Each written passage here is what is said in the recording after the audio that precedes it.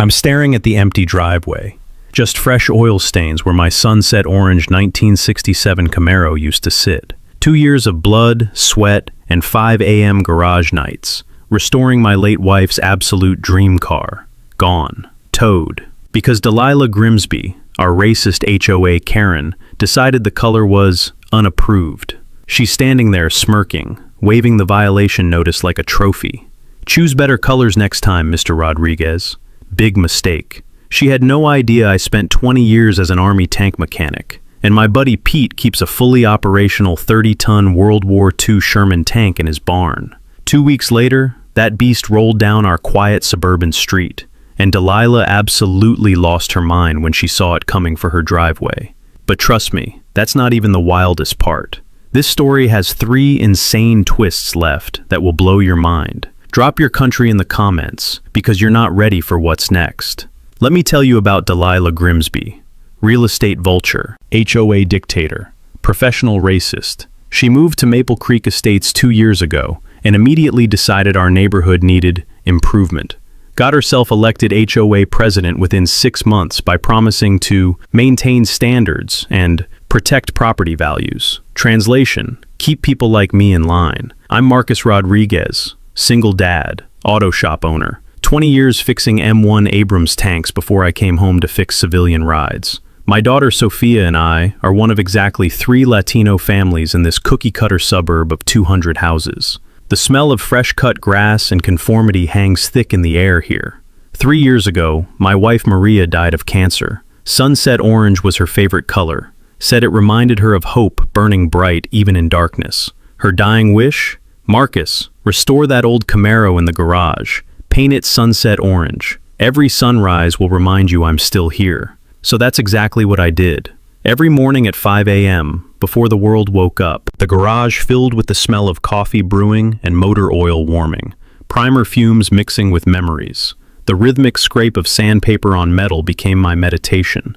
Sophia joining me weekends, her small hands learning to work rust spots and apply base coat. Dad, Mom would totally flip seeing this beauty come together. 2 years of blood, sweat, and every spare dollar. Then Delilah declared war. Started subtle, friendly suggestions at HOA meetings about appropriate vehicle choices and how certain colors might negatively impact resale values. That plastic Karen smile, those clicking high heels during her evening inspection rounds. Sounds like death marching across pavement. The pattern became crystal clear fast. Tommy Richardson's bright blue Ford truck? Never sighted. The Hendersons' purple shutters on Elm Street? Perfectly fine. Mrs. Watson's lime green garden gnomes? Charming community character. But my sunset orange Camaro, Maria's memorial, suddenly violated community standards. Other neighbors started sharing war stories. Pete Williams, 74-year-old Korean War vet, got complaints about his woodworking shop being too noisy at 2 p.m. on Saturdays. Jennifer Martinez, single mom next door, received a violation for her kid's sidewalk chalk art being inappropriate community use. Always the minorities. Always the families barely scraping by. Delilah had a radar for vulnerability.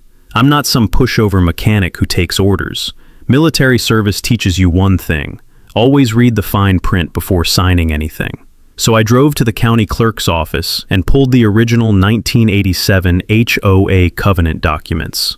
Vehicle color restrictions? Homeowners should maintain earth tones or traditional colors on residential vehicles. That's it. Vague as a politician's promise. But then came my personal violation notice, hand-delivered by Delilah herself, clicking across my driveway like a spider sensing prey. Mr. Rodriguez, your vehicle doesn't comply with current community standards. 30 days to remedy the situation. What standards? I showed her the original covenant language. She just smiled, that fake sweet smile. Well, the current updated guidelines are quite clear about appropriate color choices for our neighborhood. Updated guidelines? Since when?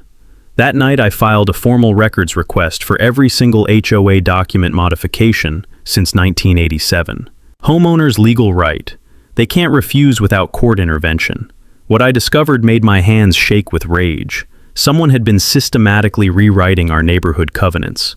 New paint color restrictions, vehicle type limitations, landscaping requirements, all mysteriously added in 2022. Same black ink pen, same looping handwriting, 0 board votes, 0 homeowner notifications, all in Delilah's distinctive cursive. Here's your legal knowledge nugget. Adding restrictions to HOA covenants without proper board votes and homeowner notification constitutes document forgery, a Class C felony in most states, carrying up to 5 years in prison. Always request original documents from your county clerk. They're public record and can't be altered. But Delilah wasn't finished destroying my family. 2 weeks later, while I'm working Saturday overtime helping Mrs. Fiona rebuild her Honda transmission, I come home to find my driveway empty. Just oil stains where Maria's dream car should be sitting. $800 towing and impound fees to get my wife's memorial back. Sophia found me staring at those stains, offered to quit her college prep classes to help pay. This 17-year-old kid willing to sacrifice her future because some power-drunk Karen stole her dead mother's car over paint color. That's when I realized this wasn't about community standards. This was about power, control, putting the wrong kind of people back in their place. Game over, Delilah. 20 years of military training kicked in. Intelligence gathering phase, evidence collection, strategic planning. Because when someone declares war on your family, you don't just fight back. You show up with overwhelming force and remind them exactly what American freedom looks like. 30 tons of it. The next morning, Delilah made her first big mistake. She called city code enforcement claiming I was running an unauthorized commercial auto repair business from my residential garage. Apparently, helping neighbors fix their cars for free violated some imaginary zoning law she'd invented overnight. Code enforcement showed up Tuesday afternoon. Officer Ramirez, decent guy with calloused hands who clearly knew his way around an engine, walked my property with a clipboard while Delilah lurked across the street like a buzzard waiting for roadkill. Mr. Rodriguez, we got a complaint about commercial vehicle repair activities. I showed him around. Personal garage, personal tools, no business signage, no customer payments, just a neighbor helping neighbors fix their rides, which, last I checked, wasn't a crime in America. The smell of motor oil and old concrete mixed with afternoon heat made the garage feel like a sauna. Officer Ramirez wiped sweat from his forehead, clearly annoyed at wasting his time. Looks like somebody called in a bogus complaint, he muttered, shooting a look toward Delilah's house. No violations here, sir. But while he's writing his report, my phone buzzes with a next-door notification. Someone posted photos of cars in my driveway with the caption, "Illegal auto shop operating in residential zone, ruining our property values." The photos were taken from Delilah's bedroom window, posted from an anonymous account created that morning, subtle as a brick through glass. Time for some military-style intelligence gathering. I spent that evening at the county clerk's office, one of those fluorescent-lit bureaucratic hellholes that smells like old paper and broken dreams. But every document filed in our county lives in those filing cabinets, including every HOA violation notice issued in Maple Creek Estates. From my Army days, I remembered something my commanding officer used to say. Rodriguez, when someone's shooting at you, check their ammunition supply. Patterns reveal weaknesses. So I requested every violation notice from the past 2 years. Public records. They can't hide them. The pattern made my blood boil. 47 violations in 24 months. 39 went to the 3 minority families in our neighborhood. 8 went to white families, and those were for serious infractions like illegal additions or actual safety hazards. But Tommy Richardson's electric blue Ford truck sitting in his driveway for 3 years. 0 citations. The Henderson family's bright purple shutters that clearly violate any reasonable earth tone interpretation? Never mentioned. Mrs. Watson's collection of neon garden gnomes that looks like a carnival threw up in her yard? According to meeting minutes, they add whimsical neighborhood character. Meanwhile, every Latino and Asian family got cited for inappropriate landscaping, unapproved vehicle colors, or excessive noise, which apparently included Jennifer's kids shooting basketball hoops at 4 p.m. on school days. Then I found the smoking gun that changed everything. Those updated guidelines Delilah kept referencing? I pulled the original 1987 covenants and compared them line by line with current versions. Someone had systematically added 17 new restrictions between January and March 2022. paint color limitations targeting bright colors, vehicle size restrictions hitting work trucks, landscaping requirements eliminating vegetable gardens and native plants. Every single addition targeted something that minority families in our neighborhood actually had. Here's what really got me. All 17 modifications used identical black ink, identical handwriting, identical paper stock, no board meeting minutes, no homeowner notifications, no voting records, just Delilah Grimsby's signature, authorizing herself to rewrite our neighborhood constitution. Back in the Army, we had a term for this: unauthorized modification of standing orders. In civilian terms, it's called document forgery, and when it targets protected classes under federal fair housing laws, it becomes a federal crime that can land you in prison for years. But Delilah wasn't finished digging her own legal grave.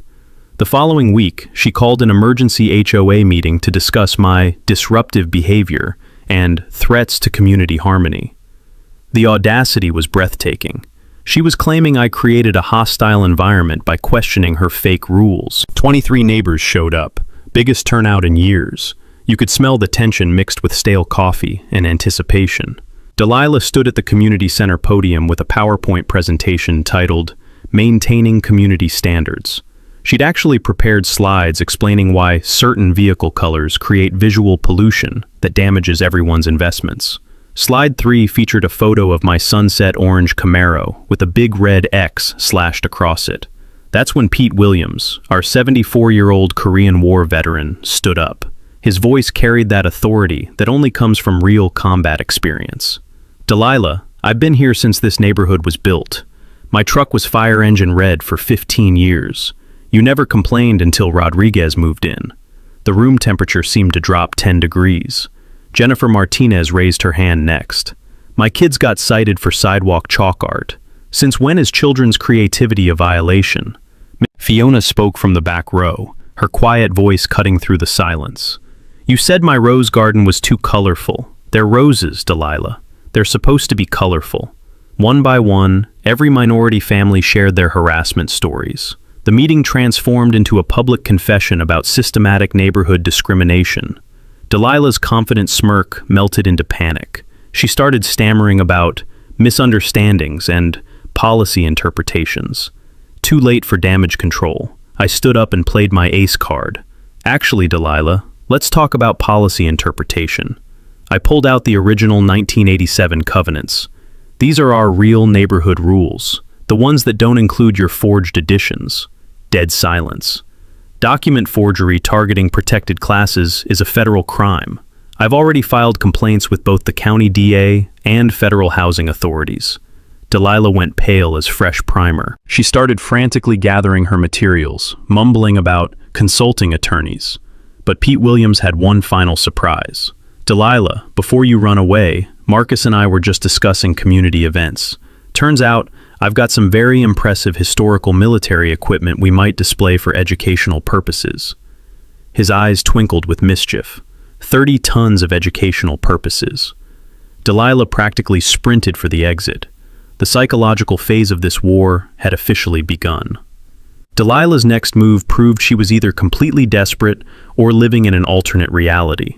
3 days after our explosive community meeting, every homeowner in Maple Creek Estates received identical certified letters announcing an emergency special assessment of $5,000 per household. The money would fund a legal defense fund to protect our HOA from frivolous lawsuits and harassment campaigns. $5,000 from every family to pay lawyers defending her document forgery crimes. The sheer audacity made my teeth grind. But here's where Delilah made her biggest mistake yet. She forgot that homeowners have ironclad legal rights regarding HOA finances. Texas state law requires complete financial transparency upon written request. No exceptions, no delays, no excuses. I filed my demand the same day, requesting every bank statement, invoice, receipt, and expenditure record for the past 3 years. Professional letterhead, certified mail, 30-day legal deadline. While waiting for those documents, I started investigating something that had been nagging me like a splinter under my fingernail. Who exactly was Grimsby Management Solutions, the company collecting our neighborhood's administrative fees? A quick business license search revealed some fascinating family connections. Grimsby Management Solutions was owned by Derek Grimsby, Delilah's husband, and incorporated exactly 2 months after Delilah became HOA president. What an amazing coincidence. The smell of fresh coffee and burning determination filled my garage at 5 a.m. as I spread financial documents across my workbench. The same spot where Maria and I used to plan the Camaro restoration. Now, I was dismantling a different kind of project, Delilah's criminal empire. The HOA records arrived exactly 30 days later. Delilah probably hoped I'd gotten bored and moved on. Instead, I'd spent the month learning forensic accounting from YouTube videos and checking out every fraud investigation book the library owned. What I discovered was a masterclass in systematic neighborhood theft. Over 3 years, our HOA paid Grimsby Management Solutions $127,000 in administrative fees. For a 200-home subdivision, that's absolute highway robbery. Comparable management companies charge $15,000 annually maximum, but the invoices told an even uglier story. Landscape consultation, $3,500. We don't have common area landscaping. Legal document review, $4,200. For reviewing documents Delilah forged herself.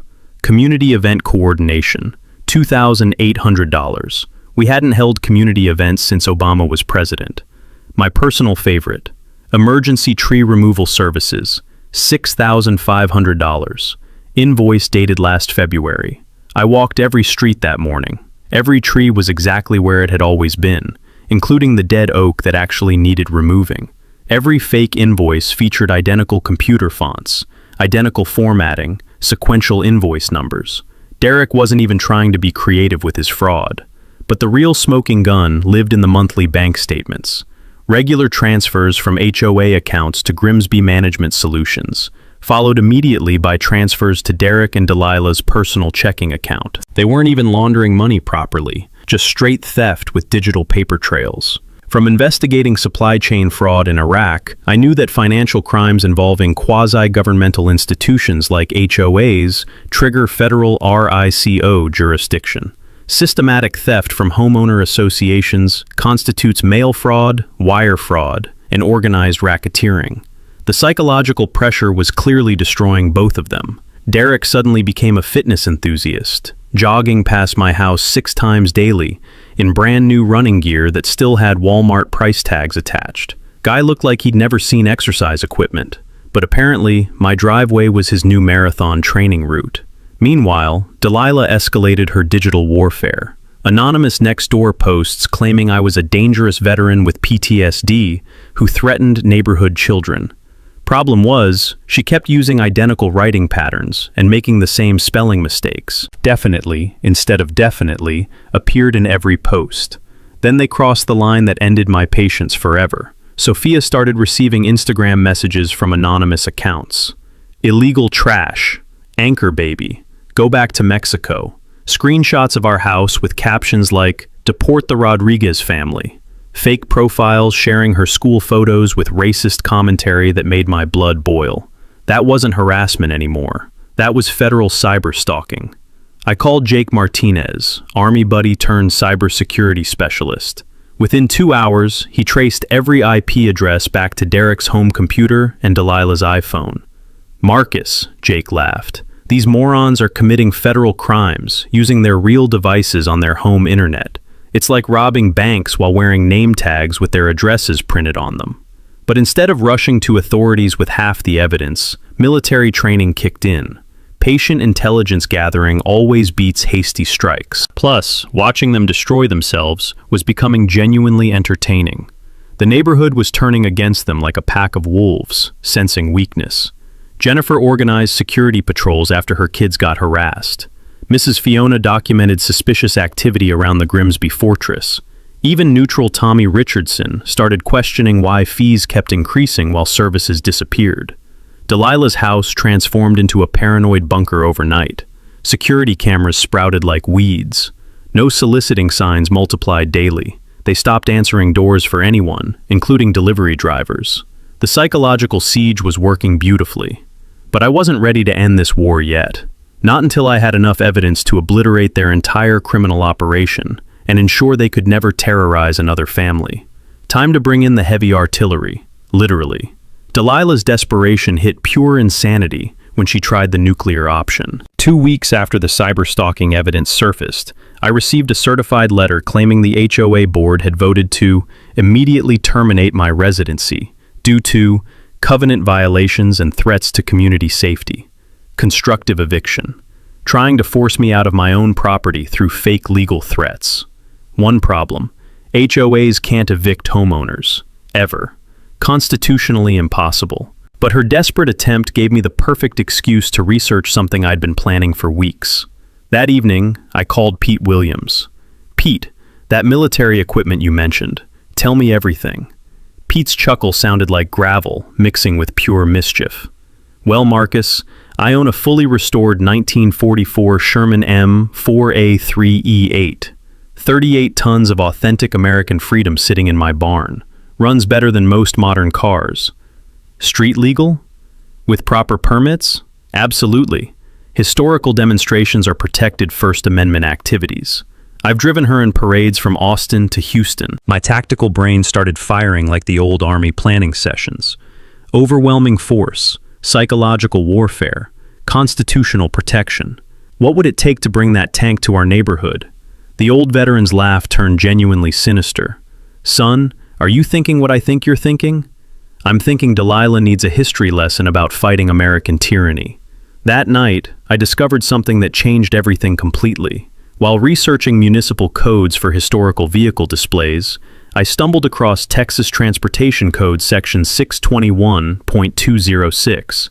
Military vehicles used for educational or ceremonial purposes can operate on public roads with basic permits and insurance. But here's the kicker, and this blew my mind. Cities cannot refuse permits for legitimate historical demonstrations. It's federal constitutional law. First Amendment assembly rights override local objections. Twist number 2 revealed. Not only was a tank demonstration completely legal, but Delilah had absolutely zero power to stop it.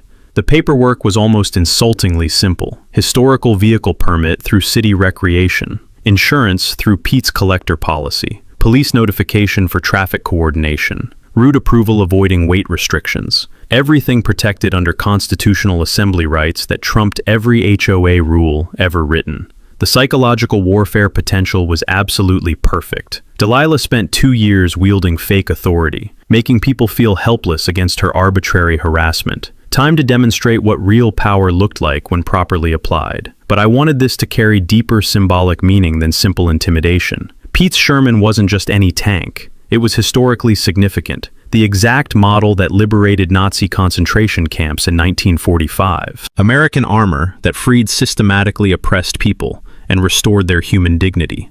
Perfect symbolism for liberating our neighborhood from systematic discrimination. Logistics required military-level coordination. Tank transport needed specialized lowboy trailers. Route planning meant calculating bridge weights and turning radius for residential streets. The beauty was Maple Creek Lane's perfect suitability. Wide street, no overhead obstacles, straight approach from main road to community center.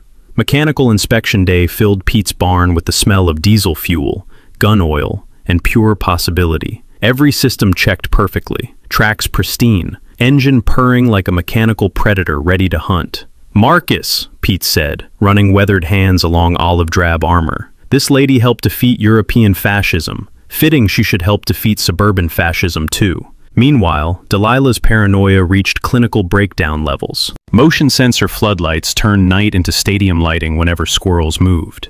Ring cameras multiplied like electronic mushrooms. She hired private security, 2 bored guards in a white sedan who looked suicidal with boredom. But the neighborhood transformation was pure magic. Word spread through unofficial channels about the educational historical demonstration. People started asking when they could learn about American military heritage. Jennifer Martinez cornered me at the grocery store, eyes absolutely sparkling. "Marcus, please tell me you're planning what everyone thinks you're planning. Just exercising constitutional assembly rights for historical education." Her grin could have powered the whole city. "My kids are so excited to learn about tanks." Mrs. Fiona was more direct. Will this educational event be loud enough to wake neighbors who sleep too much? Even neutral Tommy Richardson approached me while checking mail. Rodriguez, if you need help with community logistics, I've got trucks and free time. The psychological pressure reached critical mass. Delilah knew something massive was approaching, but couldn't determine what. Her Facebook posts became increasingly unhinged, rambling about militant invasions and neighborhood terrorism. She called City Hall repeatedly, claiming suspicious military activity, but couldn't provide specifics because nothing illegal was happening. The permit application was deliberately transparent. Public records, open inspection, everything documented through official channels. Delilah could see the paperwork, but was completely powerless to stop what was coming. Because using overwhelming legal force against tyranny isn't just American tradition, it's constitutional duty. Thursday evening was set, right before the monthly HOA meeting. Time to teach our neighborhood what freedom looks like when it rolls up in 38 tons of historical justice. And Delilah was about to learn that some battles can't be won with fake paperwork and racist harassment. Some battles require tanks. While I was planning tank logistics, the federal government decided to crash Delilah's pity party. 3 days before the scheduled demonstration, my phone rang with a number I didn't recognize. Agent Sarah Martinez, FBI Civil Rights Division, with news that made my day. Mr. Rodriguez, we've completed preliminary investigation into your HOA document forgery complaint. The findings are significant. My heart started hammering like a diesel engine at full throttle. We've confirmed systematic document fraud spanning 2 years, forged covenant modifications, fabricated enforcement procedures, discriminatory targeting of protected classes under federal fair housing laws. The sweet smell of justice was finally in the air. Mrs. Grimsby is facing multiple felony charges. But here's where it gets interesting. During financial forensics, we discovered wire transfer patterns indicating systematic embezzlement across multiple properties. Wait, multiple properties? Mr. Rodriguez, your neighborhood fight uncovered something much bigger. We've identified at least 12 other HOAs using identical management companies with identical fraud schemes. This appears to be organized criminal enterprise operating across 3 counties. My little suburban war had accidentally exposed a multi-million-dollar crime syndicate. Agent Martinez's voice carried that federal authority that makes criminals wet themselves. We're coordinating with IRS Criminal Investigation, Texas Attorney General, and local prosecutors. Mrs. Grimsby and her associates are looking at federal RICO charges, with potential sentences exceeding 20 years in federal prison. 20 years for stealing lawn maintenance fees and forging homeowner documents. Beautiful. But then came the twist that made this absolutely perfect. Mr. Rodriguez, we understand you have a historical vehicle demonstration planned for Thursday evening. We'd like federal observers present to document community response and ensure Mrs. Grimsby doesn't interfere with your constitutional rights. The FBI wanted front row seats to my tank demonstration. Additionally, we've alerted media contacts about the federal investigation. This case represents significant public interest regarding HOA corruption and systematic housing discrimination nationwide. Twist number 3, setups revealed. My neighborhood tank parade was about to become viral national news. By Wednesday evening, our quiet suburban street looked like the media was preparing to cover D-Day. News vans from 4 Houston stations lined the main road like armored vehicles. Chronicle reporters interviewed neighbors about federal housing discrimination investigation. Radio stations mentioned tank versus HOA Karen showdown every 30 minutes. Social media went absolutely nuclear. Hashtag Tank vs. Karen exploded across Twitter, with 50,000 plus mentions. Facebook groups shared Pete Sherman photos with captions like, "American Justice, incoming." TikTok videos explaining HOA corruption got millions of views in hours. The psychological impact on Delilah was pure poetry. Her house became a bunker under digital siege. She'd hired 4 private security guards who looked increasingly uncomfortable as media circus intensified. Nobody entered or exited her property. Curtains stayed sealed. Even pizza delivery got turned away. She was trapped in her own paranoid fortress, while the world watched her empire crumble. Meanwhile, our neighborhood transformed into Liberation Celebration headquarters. Jennifer Martinez organized a historical education block party for families attending the demonstration. Mrs. Fiona prepared enough traditional food to feed Sherman's entire Third Army. Tommy Richardson borrowed folding chairs from his church for elderly neighbors to watch comfortably. Pete and I conducted final tank preparations in his barn, which now smelled like WD-40, fresh paint, and pure anticipation. The Sherman's olive drab armor gleamed under fluorescent lights as we applied final touches. "Marcus," Pete said, polishing the white Liberation Star on the turret, "this is the most important mission this beautiful lady has run since she helped liberate Dachau in 1945. Tomorrow, she liberates another neighborhood from systematic oppression." Federal investigators had already frozen all Grimsby management accounts. Derek couldn't access stolen money. Their credit cards were canceled. The mortgage company initiated foreclosure on their over-leveraged house. The criminal empire was collapsing before the tank even rolled. But I wanted the public demonstration anyway. Our community needed to witness justice delivered with overwhelming constitutional force. Neighbors who'd endured years of harassment deserved to see accountability arrive in 38 tons of American steel. Thursday morning dawned crystal clear, with anticipation thick enough to armor plate. The war was ending, with the most spectacular victory our suburb had ever witnessed. And Delilah was about to learn what happens when you target American veterans who still maintain friendships with very large mechanical toys. Thursday morning arrived with the kind of crisp Texas air that makes impossible things feel inevitable, like rolling 38 tons of historical justice through suburban streets. Pete and I started pre-dawn in his barn, conducting final mechanical inspection with the precision of combat deployment preparation. The smell of gun oil, diesel fuel, and pure anticipation filled the morning air. "Tanks locked and loaded for freedom delivery," Pete announced, patting the Sherman's thick armor plating that could probably stop Delilah's complaints. Engine purrs like a satisfied cat, tracks tighter than her grip on fake authority. We loaded ceremonial equipment with military precision, blank artillery shells for the finale, American flags for the turret, portable PA system so everyone could hear justice being served with a microphone. But executing this operation required logistics that would impress Pentagon planners. Transportation coordination involved specialized lowboy trailer rated for 40-ton loads. Route mapping calculated bridge weight limits and turning radius for residential corners. Police communication ensured traffic control without legal interference. Here's the practical knowledge I'd learned during weeks of research. Historical vehicle demonstrations fall under First Amendment assembly rights, which override almost every local restriction.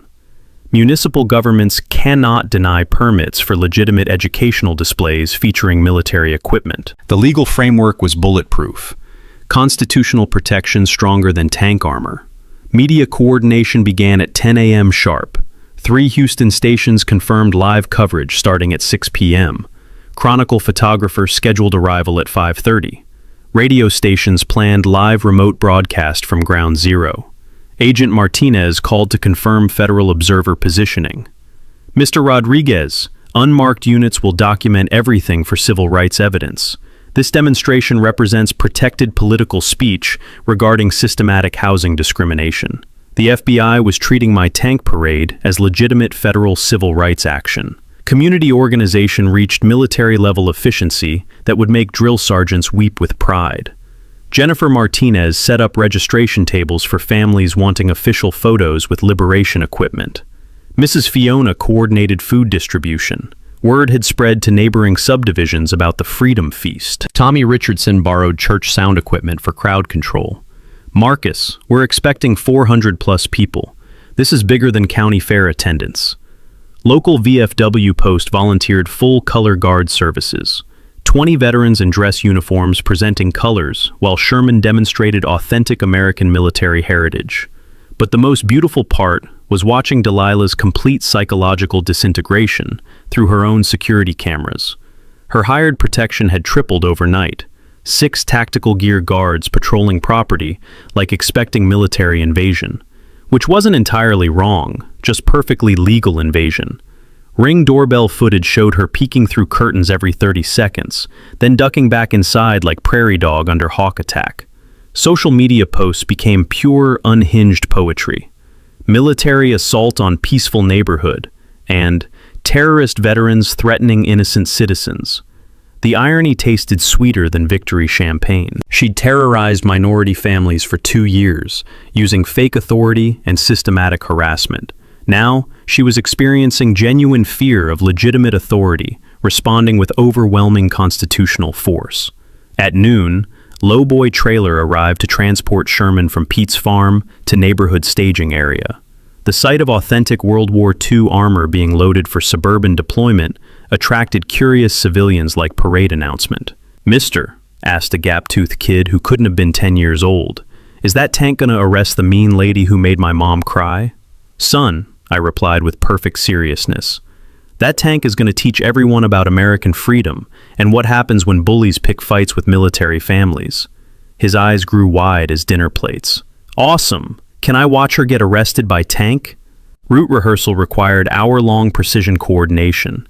Convoy movement from staging area to Maple Creek Lane, tank unloading in community center parking lot, strategic positioning for maximum psychological impact during HOA meeting. Sherman would sit directly facing community center entrance, main gun pointed toward meeting room, where Delilah had conducted 2 years of tyrannical harassment sessions. Psychological warfare, executed with surgical precision. Safety protocols demanded extensive planning. Crowd control barriers maintaining civilian distance, emergency medical standby for potential excitement-induced fainting, police coordination, preventing traffic accidents from rubbernecking spectators, insurance documentation, filled 3-inch binder thicker than Delilah's fate covenant modifications, historical vehicle exhibition coverage, public demonstration liability, property damage protection, everything bulletproof against inevitable lawsuits. Pete handled final mechanical checks while I coordinated media messaging strategy. This transcended neighborhood drama. It had become national story about fighting systematic housing discrimination through constitutional assembly rights that every American should understand. The underlying legal strategy was pure tactical genius. Instead of years fighting expensive litigation against Delilah's documented crimes, we were delivering immediate accountability through perfectly legal public demonstration that would destroy her psychologically while educating community about civil rights. Plus, footage of American armor confronting suburban tyranny would inspire communities nationwide to fight back against HOA corruption using constitutional tools available to every citizen. At 4 p.m., convoy preparation commenced. Pete climbed into Sherman's commander position, wearing authentic World War II tanker gear. I rode escort vehicle, coordinating radio communication with police units. Victory already tasted magnificent. As we rolled toward Maple Creek Estates, diesel engines rumbling like mechanical thunder, I knew we were about to deliver the most spectacular lesson in American justice our neighborhood had ever witnessed. Time to show Delilah what happens when you mess with veterans, who understand both constitutional law and heavy machinery. By 5 p.m. Thursday afternoon, our quiet suburban neighborhood had transformed into a media circus that would make presidential campaigns jealous. News vans lined Maple Creek Lane like armored divisions preparing for battle. Satellite trucks from Houston, Dallas, and Austin created a technological fortress around our community center. Reporters in expensive suits tested microphones, while camera crews established strategic positions for optimal tank footage. But the real show was happening on social media. Hashtag Tank vs. Karen had exploded beyond local Twitter into national trending territory. Over 200,000 mentions in 6 hours. Facebook groups dedicated to HOA Karen Justice gained thousands of members by the minute. TikTok videos explaining the backstory hit millions of views faster than Delilah's fake violation notices. The psychological impact on Delilah was absolutely devastating to witness. Her hired security team had grown to 8 men in tactical gear who looked increasingly uncomfortable with national media attention. These guys signed up to intimidate neighborhood dads, not manage federal investigations under network television coverage. Ring doorbell footage showed her peeking through blinds every few seconds, then disappearing like groundhog afraid of its shadow. Her social media posts became pure, unhinged desperation. Media conspiracy with terrorist veterans, and fake news attacking innocent homeowners. The irony was chef's kiss perfection. She'd spent 2 years controlling neighborhood narrative through anonymous next-door posts and whisper campaigns. Now, legitimate media was exposing her crimes to national audience, while she hid in paranoid bunker. At 5:30, things escalated into pure comedy gold. Delilah attempted damage control by calling impromptu press conference from her front lawn. Wearing oversized sunglasses and trembling hands, she approached news crews with prepared statement about media harassment of private citizens.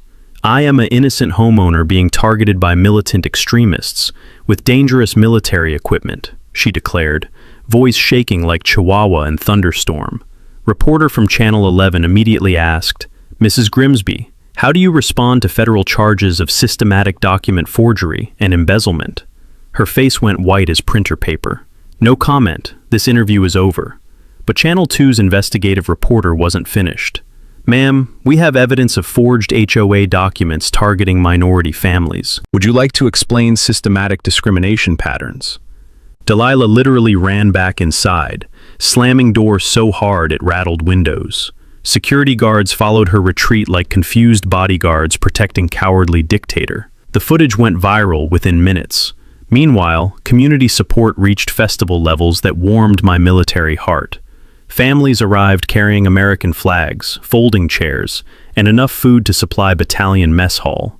Kids wore homemade shirts reading, "Thank you, Marcus," and "Freedom rides again." Mrs. Fiona set up traditional food station that attracted neighbors I'd never met. "Mr. Rodriguez," she said, ladling homemade soup into disposable bowls. My family escaped communist oppression in Vietnam. Seeing American tank defeat suburban tyranny makes my heart sing. Jennifer Martinez organized children's activities around military history education. Her kids had prepared poster presentations about Sherman tanks liberating concentration camps during World War II. Even Tommy Richardson, previously neutral Switzerland of neighborhood politics, wore veteran ball cap and helped direct parking for incoming spectators. The crowd was approaching 500 people from surrounding subdivisions who'd heard about tank versus HOA Karen showdown. Veterans groups arrived in coordinated convoys. Civil rights organizations sent representatives. Local politicians showed up, hoping for photo opportunities with viral story. But here's where federal involvement created beautiful mini-twist that elevated everything. Agent Martinez approached me at 5:45 with news that made victory even sweeter. Mr. Rodriguez, Justice Department has decided to live stream this demonstration as educational content about constitutional assembly rights. Your tank parade is becoming federal training material for civil rights enforcement. The U.S. government was officially endorsing my suburban tank deployment as educational demonstration of constitutional freedoms. At exactly 6 p.m., lowboy trailer rounded corner onto Maple Creek Lane, carrying 38 tons of olive drab justice.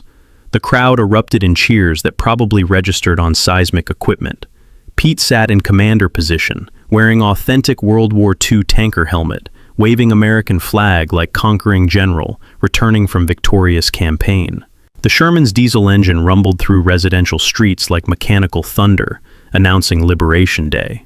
Delilah's security cameras captured her watching from upstairs window as tank convoy approached community center.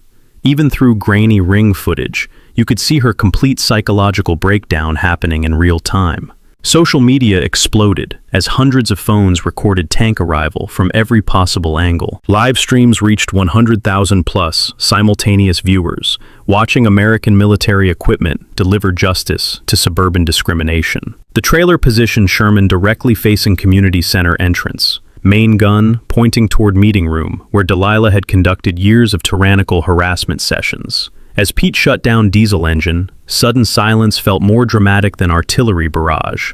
The psychological warfare phase was complete. Time for overwhelming force to meet suburban tyranny in face-to-face confrontation that would end this war forever. The silence after Pete shut down the Sherman's engine lasted exactly 3 heartbeats before our neighborhood exploded in celebration. 500 people erupted in cheers, applause, and patriotic chants that probably violated noise ordinances in 17 different ways. Kids climbed safety barriers, trying to touch authentic World War II armor. Veterans saluted, with tears streaming down weathered faces. Smartphone cameras flashed like paparazzi, documenting celebrity arrival. But the real entertainment was watching Delilah's final desperate gambit through her own security footage. At 6:15 p.m., her remaining security guards received urgent instructions via radio communication that Pete's military scanner picked up perfectly. All units, client demands immediate evacuation assistance. Prepare vehicle extraction from rear garage. Maintain perimeter security during egress operation. She was trying to flee the battlefield. Unfortunately for Delilah, her escape plan had one tiny flaw. Every news crew in Harris County was positioned around her property, documenting her response to tank arrival. Sneaking away unnoticed was mathematically impossible. At 6:20, her garage door opened, revealing Derek loading suitcases into their Mercedes, like bank robbers preparing getaway. Security guards formed defensive perimeter, while news cameras captured every frantic movement. Channel 11's helicopter provided aerial coverage of the attempted escape, broadcasting live footage to Houston metro area. The reporter's commentary was pure poetry. It appears Mrs. Grimsby is attempting to flee her own neighborhood as federal investigation intensifies. But here's where Delilah's panic created the most beautiful mini twist of this entire war. In her desperation to escape media attention, she forgot about active federal surveillance. FBI agents in unmarked vehicles immediately moved to prevent potential flight from federal jurisdiction. Agent Martinez's voice crackled over Pete's radio scanner. All federal units, subjects attempting to leave jurisdiction, initiate conversation protocols. 2 unmarked sedans boxed in Delilah's Mercedes before it reached the subdivision exit. Federal agents approached with badges visible, requesting voluntary cooperation with ongoing investigation. The entire attempted escape was broadcast live to national audience watching suburban justice delivery via tank demonstration. Meanwhile, community preparation for the main event reached festival levels of organization and excitement. VFW Color Guard performed flag ceremony while Sherman provided backdrop of authentic American military heritage. Local high school band arrived to play patriotic music during demonstration. Food vendors donated refreshments for families traveling from neighboring counties to witness historic neighborhood liberation. Pete conducted final tank inspection with crowd of fascinated children, asking technical questions about armor thickness and main gun specifications. "Kids," Pete explained, running weathered hands along olive drab steel. "This beautiful lady helped defeat fascism in Europe. Tonight, she's helping defeat fascism in suburban Texas." The symbolism was perfect. Same tank model that liberated concentration camps was now liberating minority families from systematic housing discrimination. At 6:45, official HOA meeting was scheduled to begin in Community Center. But instead of Delilah's usual tyrannical proceedings, we had transformed it into public accountability session, with federal oversight and media documentation. Jennifer Martinez had prepared presentation about 2 years of systematic harassment targeting minority families. Mrs. Fiona compiled financial evidence of fraudulent fee assessments. Tommy Richardson documented property maintenance failures, while management fees increased exponentially. The evidence was overwhelming, and every bit would be presented, with 38 tons of American armor providing psychological emphasis. Agent Martinez confirmed federal documentation protocols for civil rights violation evidence.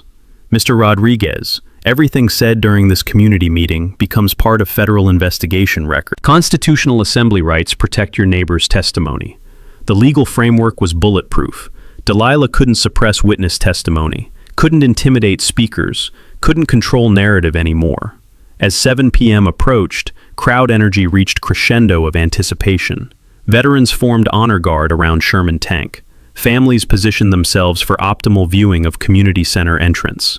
Media crews tested equipment for live broadcast of neighborhood justice delivery. The smell of diesel exhaust mixed with barbecue smoke and pure excitement created atmosphere of American celebration that would make 4th of July parades jealous.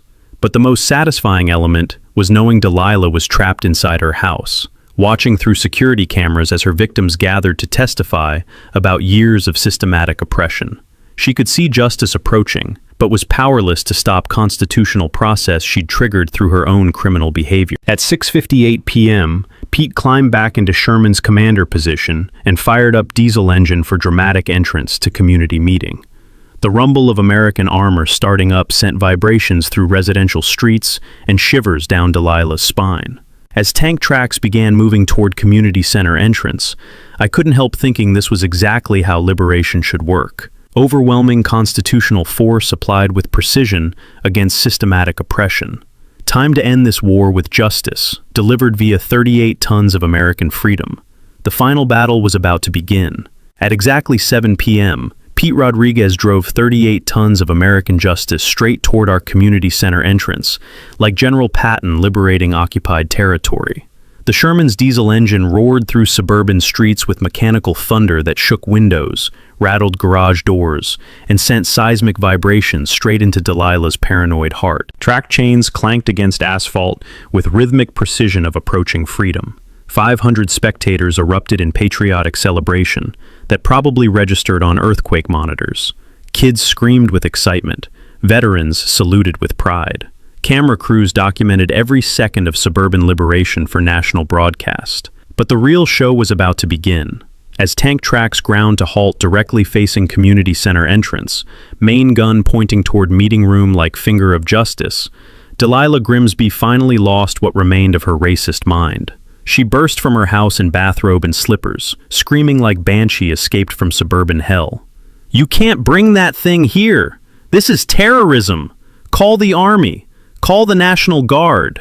Her voice cracked with hysteria that could shatter crystal. Security guards followed her frantic sprint toward tank position, but stopped dead when they realized approaching federal crime scene under media surveillance. I stepped down from Sherman's commander position, wearing military dress uniform, holding official parade permits and constitutional law documentation. "Ma'am," I said with perfect military calm, "this is legal historical vehicle demonstration, protected under First Amendment assembly rights. All permits are properly filed with city, county, and federal authorities." Delilah's face turned purple with rage that would make eggplants jealous. "Legal? You're invading our neighborhood with military weapons." "Mrs. Grimsby," Agent Martinez appeared with federal badge visible. "Mr. Rodriguez's demonstration is constitutionally protected political speech regarding housing discrimination. Any interference constitutes federal civil rights violation." That's when Delilah completely, absolutely, spectacularly lost her mind. "Discrimination? I'm the victim here. These people don't belong in American neighborhoods. They're destroying our property values with their 4 cars and loud music and illegal activities." Her racist rant was broadcast live to national audience via multiple news streams. Every word documented for federal hate crime evidence. Cell phones recorded from every angle as she revealed true nature for entire world to witness. "This is America. We have rules. We have standards. We don't let just anybody live wherever they want." The crowd fell silent except for camera shutters clicking like mechanical applause. Even her remaining security guards backed away from radioactive racism exposure. But Delilah wasn't finished destroying herself. She attempted to physically attack the tank with garden hose, spraying water against armor plating like angry toddler having nuclear meltdown. "Get out! Get out! This is our neighborhood!" Pete fired ceremonial blank round from main gun that echoed through subdivision like thunder, announcing Justice Day. The sound sent Delilah into full psychiatric emergency, requiring medical intervention. She collapsed on community center lawn, screaming about invasion and terrorism, while paramedics checked vital signs and news helicopters captured aerial footage of complete psychological breakdown. "Ma'am," I announced through PA system with voice carrying across hundreds of spectators, "this tank liberated concentration camps in 1945. Today, it liberates our neighborhood from 2 years of systematic discrimination and document forgery." The crowd erupted in standing ovation that lasted 5 minutes. Veterans wept openly. Children cheered. Families who'd endured harassment finally witnessed accountability delivered with overwhelming constitutional force. As Delilah was loaded into ambulance for psychiatric evaluation, still screaming about military coups and immigrant invasions, I delivered final statement for national media. This is what happens when bullies target military families. We don't just fight back. We roll up with 38 tons of American freedom and remind everyone what constitutional rights look like when properly applied. Agent Martinez approached with handcuffs and federal arrest warrant. Derek Grimsby, you're under arrest for systematic wire fraud, money laundering, and violation of federal fair housing laws. Derek surrendered without resistance as tank engine rumbled approval in background. The war was over. Justice had been delivered via diesel-powered democracy, and our neighborhood was finally free from 2 years of systematic oppression. As community celebration continued around liberated Sherman tank, I felt Maria's presence stronger than ever. Her sunset orange Camaro was safe. Her memory was honored. Her husband had defeated suburban fascism with exactly the kind of overwhelming response she would have loved. Sometimes bullies only understand one language. 38 tons of American steel, speaking constitutional truth with mechanical authority. Mission accomplished. 6 months later, our neighborhood looks like a completely different place. The "Welcome to Maple Creek Estates" sign now includes smaller plaque reading, "Home of the Freedom Tank," where American veterans defend constitutional rights. Pete's Sherman sits permanently in Community Center courtyard, surrounded by Memorial Garden, honoring military families who fought housing discrimination. Delilah and Derek Grimsby, they're serving concurrent federal sentences for racketeering, wire fraud, and systematic civil rights violations. 3 years minimum security prison, followed by 5 years probation and lifetime ban from HOA management activities. Their house sold at foreclosure auction. New owners are young military couple with 2 kids who love playing on the tank display every weekend. Justice tastes better with time. The legal aftermath created precedent-setting civil rights victory that civil rights attorneys still study. Federal court awarded $500,000 settlement to affected families for systematic housing discrimination. Marcus Rodriguez versus Maple Creek Estates HOA became textbook case for fighting suburban racism through constitutional assembly rights. But money wasn't the real victory. Community transformation exceeded every expectation. Property values increased 25% after corrupt leadership removal and national media attention highlighting our neighborhood's resistance to discrimination. New families specifically moved here because of our reputation for fighting injustice. I was elected HOA president with 98% vote margin. First act, complete covenant rewrite, eliminating subjective standards and arbitrary enforcement. New rules focus on actual safety, property maintenance, and community support rather than controlling personal expression. Second act, established Maria Rodriguez Memorial Scholarship Fund for military families facing housing discrimination. Annual fundraising events include tank displays, veteran appreciation dinners, and civil rights education programs. Sophia graduated high school with full academic scholarship and plans to study civil rights law. Dad, watching you fight systematic racism with constitutional law and military equipment inspired my career choice. I want to help other families defeat neighborhood tyrants. The ripple effects spread far beyond Maple Creek Estates. Our story inspired federal legislation strengthening HOA oversight and homeowner protection rights. Tank versus Karen became shorthand for fighting petty authoritarianism through overwhelming legal response. Veterans groups nationwide adopted our model for addressing housing discrimination. Military families facing HOA harassment now have tactical playbook for constitutional resistance, including historical vehicle demonstrations, federal complaint procedures, and media coordination strategies. The documentary film Armor vs. Authority: How One Tank Liberated a Neighborhood won regional Emmy and screens regularly at civil rights conferences. Pete Williams became local celebrity, conducting tank tours for school groups and veteran organizations. Kids, he tells wide-eyed audiences, this beautiful lady proved that American freedom sometimes needs mechanical reinforcement to remind bullies about constitutional law. Mrs. Fiona established community garden in former HOA office space, growing vegetables and flowers representing cultural diversity Delilah tried to suppress. Now our neighborhood blooms with freedom instead of fear. Jennifer Martinez runs monthly support groups for families experiencing HOA harassment, teaching documentation techniques and federal complaint procedures I developed during our fight. Even Tommy Richardson embraced activism, serving as neighborhood watch coordinator and veteran liaison for families needing advocacy support. The annual Freedom Day celebration draws thousands of visitors celebrating constitutional victory over suburban tyranny. Local businesses sponsor tank displays, civil rights workshops, and cultural festivals honoring diversity Delilah attempted to eliminate. But the most meaningful change is personal healing our community experienced. Neighbors who endured years of harassment finally live without fear of arbitrary violation notices or racist intimidation. Children play freely without worrying about inappropriate noise complaints. Families maintain gardens, paint houses, and express cultural identity without systematic persecution. Our subdivision became a model for inclusive community organization, where constitutional rights receive mechanical reinforcement when necessary.